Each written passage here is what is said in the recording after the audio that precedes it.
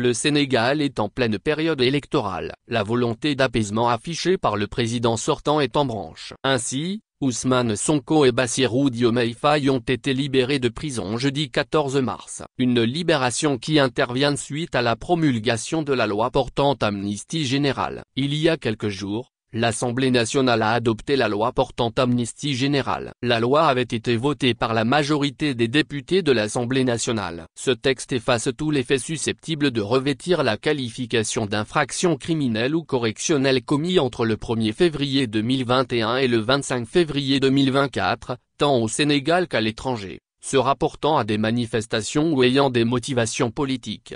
C'est à la suite de la promulgation de ce texte par le chef de l'État Macky Sall qu'interviennent ces deux libérations. Moins avertissement moins.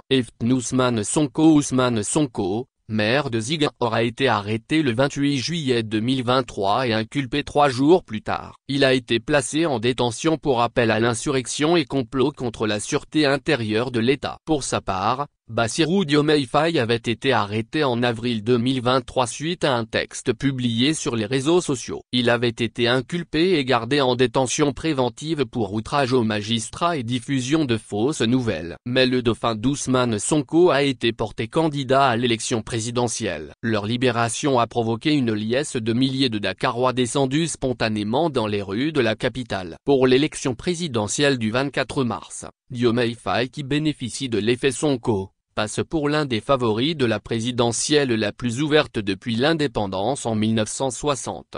Moins avertissement moins. Son camp a fait campagne sous le mot d'ordre, Ousmane moi et Diomaye Ousmane, c'est Diomaye. Le programme M.